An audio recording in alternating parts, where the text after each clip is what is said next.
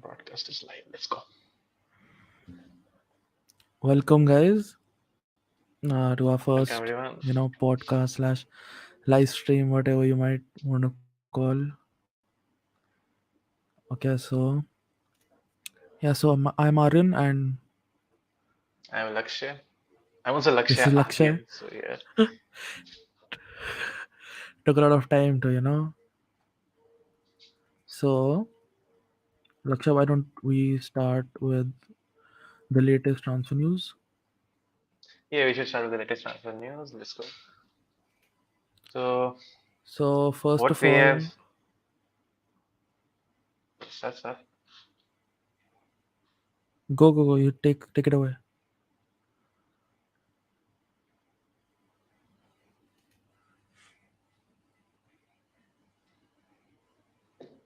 So Patrick Vieira was recently sacked by Crystal Palace. Apparently due to poor results. So he has been getting a lot of offers from different countries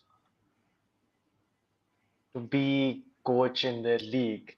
So Patrick Vieira, apparently at Crystal Palace, he was a pretty decent coach for the first year. I do not know what happened in the second year. Maybe it was just some fade over or whatever you say. But yeah, he was pretty solid in the first year. He defeated the likes of Man City or something. Yeah, he was Crystal he Palace was of decent, but he was decent, but last year he got sacked. I don't know for what reason. I guess Crystal Palace were not performing like the owners wanted, but that's there are up and downs in the game. You can't really do anything. yeah, But now he's been linked to a move with Strasbourg in Strasbourg, League, yeah, Liga, who were just acquired by Chelsea last week. So good signs yeah. for the club. So Chelsea want to sign an Arsenal legend. Yeah, Interesting. it's things change, times change. Yeah, times are changing, I guess. And apparently, Crystal You can't. Palace, they were trying, Yeah. they were, when they sacked Patrick Vieira, they thought they were in a relegation battle. But as soon as the new manager came in, he just won around 4, 5 matches in what, 6, 7 games, and then they're safe from relegation, and then it's cool as ever. Yeah, like Lampard. Lampard saved Everton from relegation, but then the next season he didn't perform. So they sacked him, but Vieira was better than Lampard, no doubt. Yeah, But Vieira is better than Lampard. still, Vieira didn't perform at the level Crystal Palace were looking at. Moving on, Yeah, Ziyech. Chelsea were very hopeful that they'll be able to offload Ziyech for around 8 million. That was the 8 million pounds. That was the rumor transfer fee. But I had sources telling me that it could be up to 17. It could be between 8 and 17 million pounds. But there have been recent revelations. It shows that yeah. Ziyech has had a knee problem has been discovered by Ziyech. So apparently in January he was supposed to move to Paris, and the same Yeah, issue it happened was the as well. last He day. failed his deadline day. The same issue happened, and then they were what Paris couldn't sign him, Chelsea couldn't offload him, and just they had to go on with him. It's pretty sad how he was a star at Ajax and how he has fallen down the pecking order at Chelsea. Chelsea It's bought still, him for 25 million or yeah. around 30 million including add-ons, and now his value is at 10 million. So, you know. I mean, I used to enjoy the 2018-19 Ajax, the Eric Ten Hag's Ajax, the one that qualified to the semi-finals. Yep. But And then apparently, just then Lucas Moura undid, 90 plus and 6. 90 plus 6 minutes, Lucas Moura. And then Yep. suddenly, next year, Frenkie de Jong gone, Matthias Select gone, all their star signings are gone. And apparently, they got knocked out by Chelsea in the group stage of the Champions They League. did. That They was an did. epic match, I remember. I know it was Reece 4-4 or James. something. Reece James Yep. scored. We were 4-1 AX down got red. at the AX got two 60th red minute. cards. We were 4-1 down at the 60th minute and we came back to draw 4-4, which should have been 5-4 for that VAR call. I don't know. It was for, in my opinion, it wasn't a handball. Aspie's hand was next to his knee. He couldn't really do anything. It was a natural position. In my But opinion, AX should have never got two red cards that in the that is first. again, yeah, that is a point, valid point. But again, Chelsea, Stamford Bridge, UCL night, it's difficulty, right? Pressure on It's the referee. it's Oh, please. That was a red card. That was really, that was a straight red, not even a double yellow in my opinion. Okay, let's not banter about Chelsea's first. Let's go into the transfer news. Okay, so I've Huge seen news that in regarding David De Gea. their contract is, So he hasn't signed a new contract. Neither have Manchester United gone on to sign a new keeper to say that, yeah, David, your time is over at the club. You can move on. But I don't know what is Man U's problem in this transfer window. They only gone and signed Mason Mount, where they Yeah, needed. they were looking to go for Onana, but Inter, they are still in the race for Onana, but Inter are asking for 50-55 million pounds, sorry, euros, and United think that's a bit too much for their liking, and they will stick to De Gea for this season at least. That's what I have a feeling about. But you never know, they might go for Onana, they might do a swap. Inter are not in a good place financially, so they might sell. Yeah, Inter's finance have been ruined. That is why Conte left them the year after winning the league. Yeah, and then they sold Lukaku for 105 million, and then They sold they Lukaku to 105 million. Yes. and now they want to buy him for 30 million, uh, which Chelsea might do. We are You know, desperate to get him off our books. Chelsea, they're not short of money. They can do anything right now. They have what, 200 No, million but sales to Saudi Arabia recently. not Saudi. To Saudi, we have sales of about 50 million. But Oh, come on. yeah, They just reported how much more add-ons will happen that you never did, right? that is again, you never know. But like right now, we got 50 million from them, and overall, our total sales are around 220 million pounds, around that, and that's a very good figure. We are only in June. There's still a large portion of the window yet to go. I mean, the thing is, Chelsea sold Koulibaly and they kept Thiago Silva. I didn't get this part. I mean, when you I'll when explain. See, Thiago's, yeah, see. Koulibaly, his injury record recently when he joined our club was decent, but after joining, he got injured twice for long durations, like for, let's say, like he was out for like 40-45 days both the times. And that made us buy Badiashile from Monaco. yeah. So it's there's injury problems and there's valuation problems. He wasn't playing up to the level that Thiago Silva is, bro. Thiago Silva is up here. He is like, But how many more years will you be able to counter Thiago Silva, right? You have to get a replacement. yeah, we'll at least get this season out, but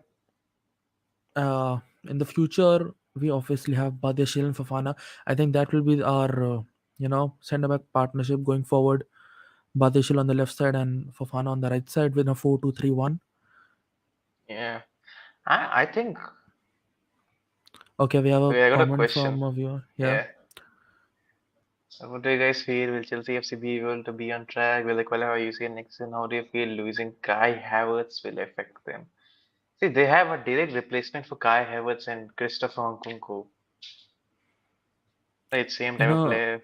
yeah, and Kunku and Havertz have a very similar profile. Actually, I'd say, in my opinion, Nkunku is more of a potent, attacking option. Havertz is more of a creative midfielder. Yeah, I agree with Yeah. that. So for UCL the next season, I'm not really sure. Chelsea would be looking to qualify for the Champions League. Obviously, that's on their agenda. But during a rebuild, obviously it's difficult. And now there are the likes of Newcastle, United are back. There's a lot of competition, and Spurs might have a say. I'm not sure, but they might. So The thing is, I don't think so. Newcastle will be able to maintain the UCL status because after many years they're qualifying with UCL, and one season suddenly after their money injection, suddenly they have gone from a fighting relegation battle to UCL in just 1 year. So it'll be very difficult to them for them to maintain the same level in the UCL as well as the Premier League. So, but you no, never know. like I think they will struggle in the Champions League, but in the league they might get top four because they have a good squad, they have a good coach and Eddie Howe. So you never know. They might stumble, they might not. It's unpredictable with Newcastle because they have a lot of money, but they don't have the pull. If you understand what I mean, they don't have the, Yeah, you know, big the club pull, big club yeah, pull. Yeah. yeah. The player is not like, oh, it's Newcastle, I want to join Newcastle. No, when it's not like when a Chelsea, a Liverpool, even a Spurs, a Man United, a Man City come calling, the players like, yes, I want to go.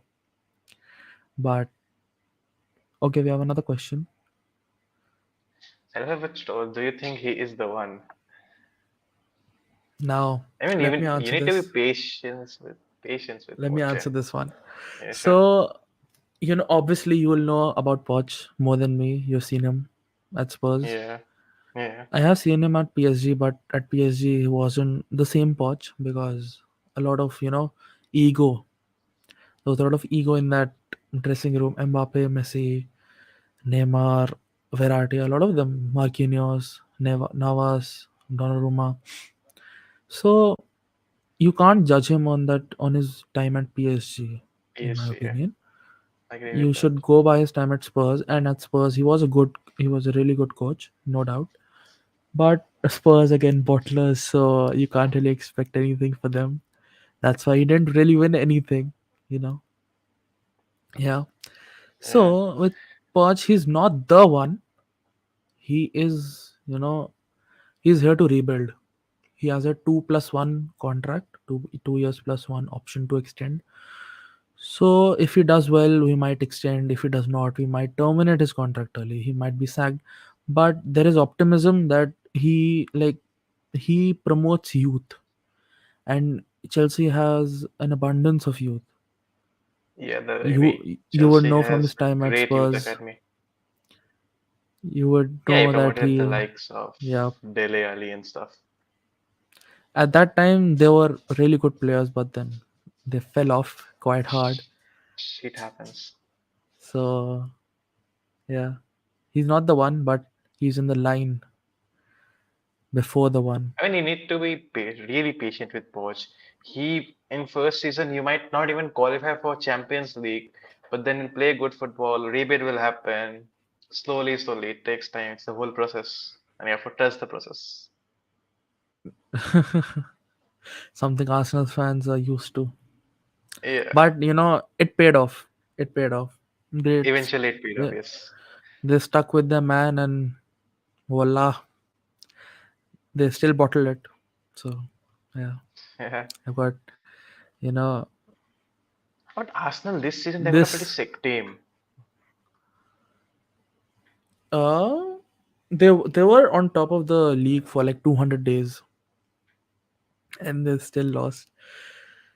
They were not, you Yeah. know, they were not. I from me for me from the beginning, they didn't have that 100%. It was 97, 96. It was like I was like, they won't win. Basically, the thing is, winning the league comes down to the clutch moments, and Man City have an abundance of experienced players, whereas Arsenal have a bunch of youths who need to learn from this, and then they'll move on. They don't have those experienced, who have played Champions League finals earlier or something like that. They don't have those experienced players, so they couldn't perform in the clutch moments. That was maybe the They have reason for a downfall. they have a very inexperienced squad. Yeah. They don't have anyone with a lot of experience. I mean, Jesus had experience of winning trophies, but again, he's also very young. They, they, Yeah, and they Jesus was injured for a large part of the season as well. Yeah, but at the start he was, firing in goals, and they had real optimism that we were going to win the league. But I had a gut feeling that City will come back. City will come back and smash Arsenal, They and always do. They that's always what do. happened. Yeah, like with Liverpool last season, Liverpool had a lead, right, and then City came back. Liverpool bottled some match.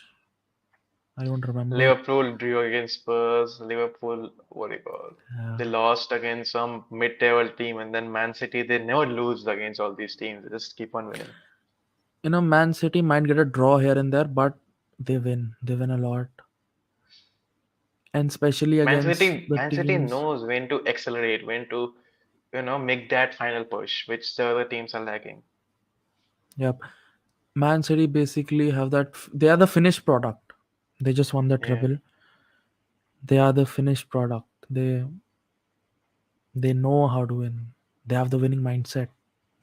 the winning mindset. Yes. Talking about winning mindset, Madison has gone from Leicester City to Spurs with a Yeah, winning mindset. He wants to win with Spurs, but again, that's questionable to say the least. But you can never say never. Spurs might, do something. There are Spurs have got a sources telling me decent. that that United will bid for Onana tonight, but it's unconfirmed. But there's optimism that there will be a bid. Onana, Andre Onana. But where will David De Gea go? The question is that the only realistic option for David De Gea is either Chelsea or Inter Milan, if not Yeah, United. Chelsea no, Chelsea no. Chelsea want number one, but Poch won't take David De Gea. Poch wants someone who's good with his feet, and we've seen David De Gea mess up quite quite a few times in the past. Kepa is good with his feet, but again, long range shots is his weakness. कुछ खाना तो नहीं प्रसाद लाई हूँ उसमें पूरी वगैरह है. Okay, so Chelsea, yep. You were discussing Chelsea. We wanted Mike Mignon from AC Milan, but they were asking for a lot of money. Way too much money, yeah. Yeah. Lakshya, keep the conversation going. I'll be back in a second. Yeah, sure. So Aryan was talking about Chelsea and they just vanished like Chelsea from the UCL all those years. So let's just keep the conversation going and just let's look at some more transfer news. This is yeah. So yeah, I got another question till now. How would you rate Raheem Sterling up till now? Raheem Sterling for Chelsea. I wouldn't say he has been a too huge successful head, but yeah, he's been decent. For Chelsea, he has been decent. He is being massively, not being played at his position. He's a left or right winger, but at Chelsea under Tuchel or even under Graham Potter, he was being played through the middle, or he was playing behind the striker, Raheem Sterling, which is not. He's not a supportive striker. He's that winger who will give you that width, cross, and everything. But yeah, for Chelsea, I don't think so. That was the case. He's being massively being played out of position. Yeah, so that was the issue with Chelsea. Any more Yep, questions? I don't think so. I'm Let's. back. Aryan So, has gone. Yeah, Aryan's back. recent news, uh, Yeah, right on I your told you. screen. Uh, Lakshya was telling Dominic me Szoboszlai. before the stream that you know there's chances of Liverpool going for him, and now we have what source is this? Concrete news, yeah. that Sky Liverpool are Sports. interested in it. Sky Sports, and they are Oh, willing to pay the release clause of 60 million, about a 60 million. Do you think I Mudrik think will have Modric an will epic have an epic comeback? comeback and Liverpool name. Again, as I said, Chelsea don't have. I don't know. Modric has to play regularly if he has to make a massive comeback, which he will obviously get his chances under Poch. But again, they have Nkunku, they have Raheem Sterling to play wide as well. So it'll be In my difficult for him to opinion, come back. And let's see. in my opinion, Poch will start Mudrik. Poch will trust Mudrik. Poch loves youth. Sun came under Poch and excelled. Yeah, Son So was not. He was playing pretty bad in the first season. Next season, Poch had the faith in him. He continued playing him, and then eventually he was out on the scene. I hope that's the case with Mudrik as well, because let's be honest, the transfer money is huge for Mudrik. yeah, Mudrik came in for a decent amount of money. He came in for 80 million, including add-ons. Wow. So it is, there's pressure on his price tag, just like Declan Rice. To say so, Declan Rice has gone to Arsenal for 105 million pounds, which is the second most expensive for an English player. Bellingham topped that at 110. So I think I have a gut feeling that Rice at Arsenal will make mistakes. He won't flourish from the start. He will have rough patches, but at the end, he's a quality player. He will come through. But I think it will be a rocky start. I don't think so. Declan Rice will be as much blamed if Declan Rice makes mistake. But what do you call it? Arsenal still win games. I don't think so. He'll have uh, criticisms against him because uh, d- uh, because what? Arsenal fans will just upload, his edits of 5 yards passes, and they'll be very happy. Oh, they'll overhype Declan Rice with that sort of thing. That happens a lot with expensive signings. Yeah. The fan base just every every mistake is also highlighted. Like every achievement is extra highlighted, but every mistake is also highlighted because you have so much pressure. It's a name, Declan Rice, 105 million pounds. You know you have to live up to the price tag. Yeah, you have to live up to the price tag. We're talking In about news, okay, so the Dominic news, Szoboszlai, yep, Liverpool. he has a release clause of 60 million, and Liverpool are willing to pay it. Again, a big money Also, you were player. talking, yeah. Also, you're talking about Paris Saint-Germain and their coaches. So they're set to sign Luis Enrique Lucho as their new manager for the next season. I am really not sure how this will work out. In my opinion, uh, Enrique will suit the league or the French league because we saw how good he was in La Liga.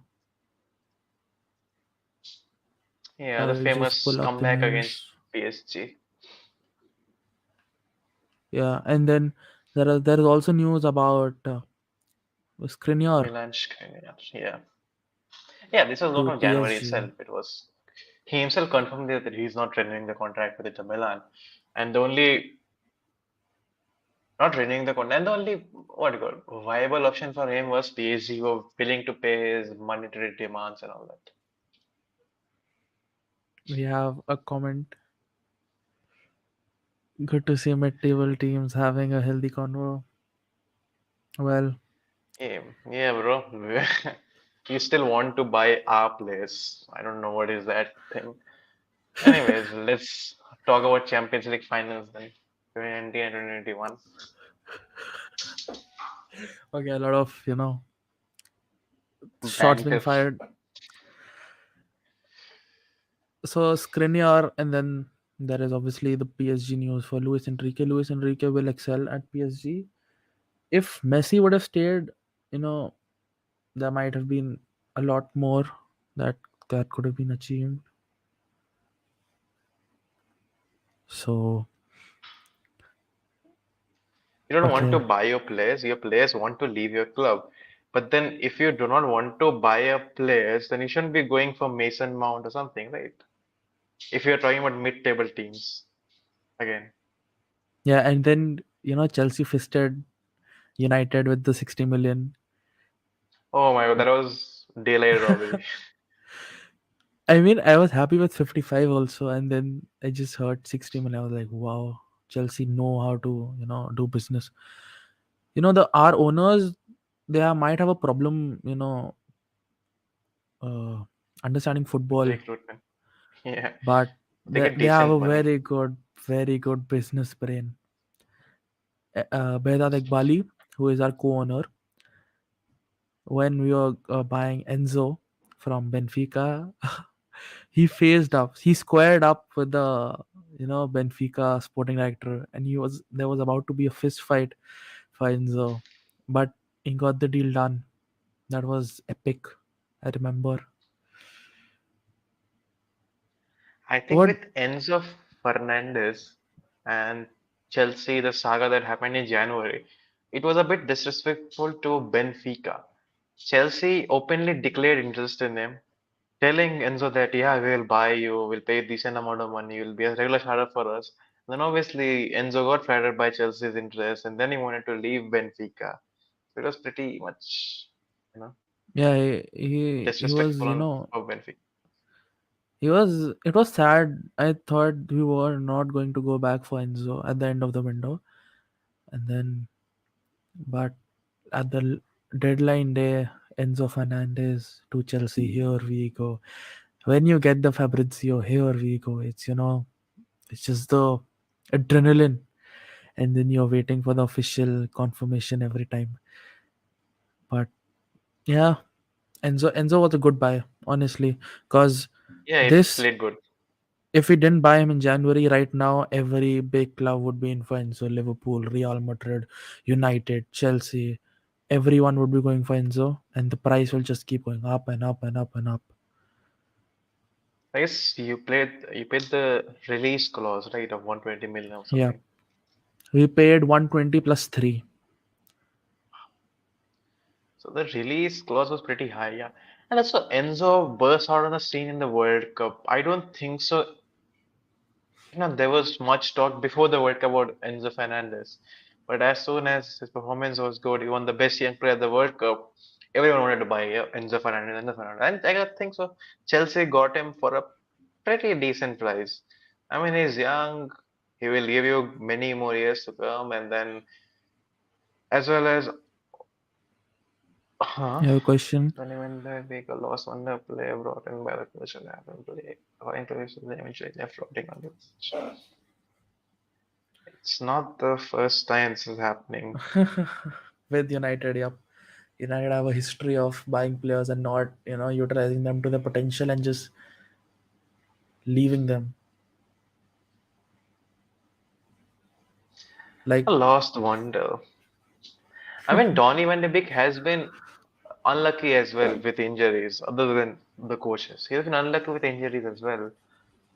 And when he did but play, he made a decent impact, but it's the coaches.